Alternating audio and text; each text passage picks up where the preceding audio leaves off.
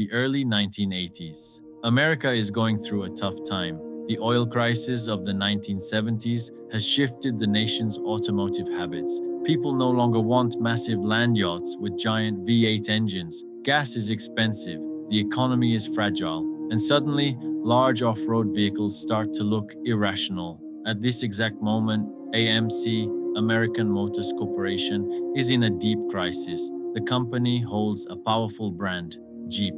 But Jeep has a problem. The vehicles it produces are either too harsh, too crude, or too exhausting for daily use. Large models like the Jeep Wagoneer are still respected, but the times are changing. People no longer want a vehicle that only climbs mountains. They want a car they can take the kids to school in, go to the grocery store with, but still take into the mud on the weekends. The problem was, in those years, no one knew how to do that. And this is the part most people forget.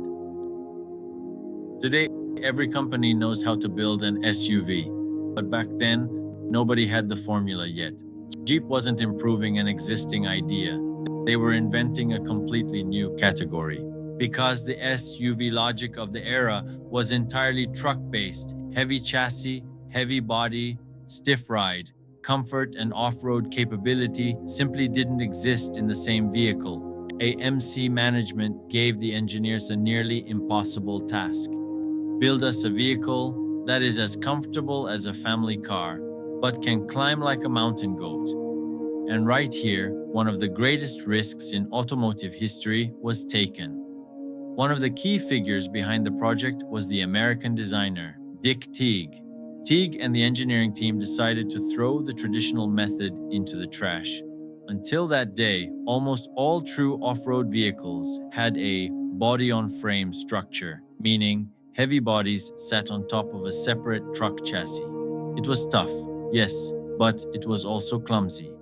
For the Cherokee XJ, a completely different path was chosen: uniframe, a unibody-like integrated structure. Today, this sounds ordinary, but in the early 1980s, this decision was seen as madness. Some engineers openly opposed it. This vehicle will twist off-road. The chassis will crack. It will fall apart on the rocks. But the team didn't back down, because the goal was something else: not to build a truck, but to create a new species of vehicle. In 1984, the Jeep Cherokee XJ was officially launched, and at first glance, people didn't quite understand what they were looking at, because the vehicle wasn't big. In fact, by the SUV standards of the time, it was quite compact, but that was exactly why it felt different. When you closed the doors, it didn't act like a truck. It didn't intimidate you in the city. Parking wasn't a nightmare. But the moment the pavement ended, its character completely transformed. This is where the magic happened. The Cherokee XJ was light, really light. Thanks to this, fuel consumption dropped while off-road performance increased significantly. With its short wheelbase, high approach angles, and solid axle structure, the vehicle offered incredible maneuverability on rocky terrain. But what made the XJ immortal wasn't just its body. Under the hood, a legend was being born over time: the 4.0-liter straight-six engine.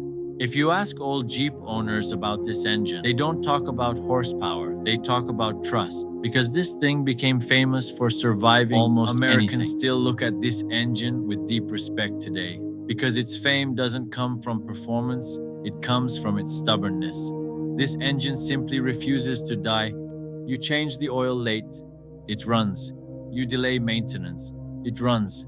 It does hundreds of thousands of miles, and it still runs.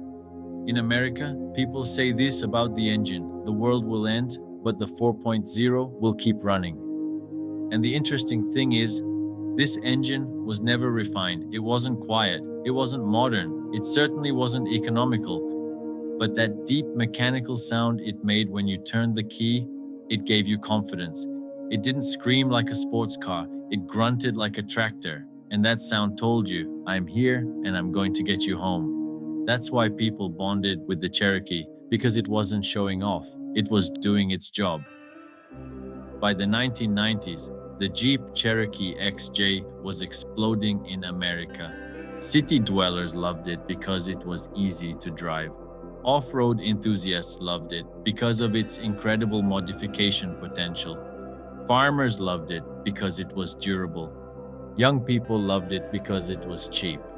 And without realizing it, the world was getting used to a new type of vehicle, the modern SUV. The fundamental logic of many crossovers and SUVs we use today was born right here. But of course, the Cherokee wasn't perfect, and perhaps that was exactly what made it special. The interior plastics would start to creak over the years. The headliner famously sagged. The door seals would let in wind noise. Fuel consumption was high, especially in the city. Some electrical parts could be annoying, and rust was a serious problem, especially in the northern states. But here is the important question. Was this vehicle really made to be luxurious? No, this vehicle was made to go, to get into the mud, to climb the mountain, to push through a blizzard. The Cherokee XJ didn't promise you leather seats. It didn't offer you a massage chair. It didn't try to dazzle you with digital screens. It told you something else. If the road ends, I'll keep going. Maybe that's why people never forgot it. When production ended in 2001, many thought it was just the retirement of an ordinary model. But as time passed, something interesting happened. The Cherokee XJ didn't disappear. On the contrary, it became a legend.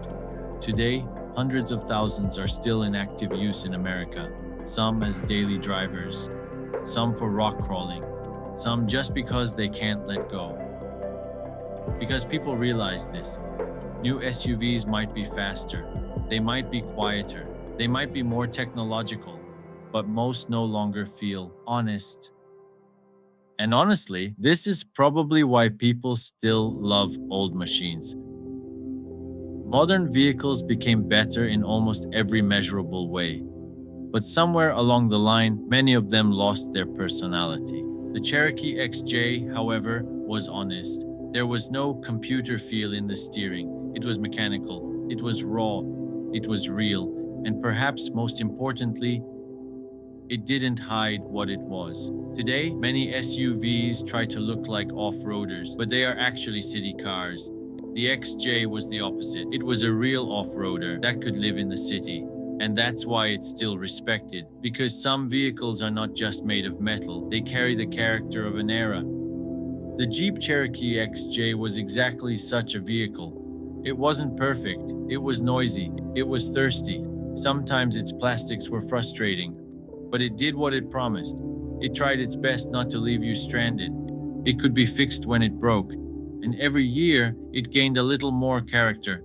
Today, automobiles are becoming increasingly complex, more sterile, more digital, more soulless. Maybe that's why people are still chasing after old Cherokees, because some machines don't just work, they leave a feeling, and the feeling the Cherokee XJ left was very clear. I may not be perfect, but I am honest. Perhaps that is exactly how true legends are born. And maybe that's why vehicles like the Cherokee XJ still matter. Not because they were perfect, but because they felt honest. If you enjoyed this first episode of Off-Road Nirvana Legends, don't forget to leave a like and share your thoughts in the comments and tell me which legendary vehicle should we explore next, because there are still many stories left to tell. See you next video. Thank you.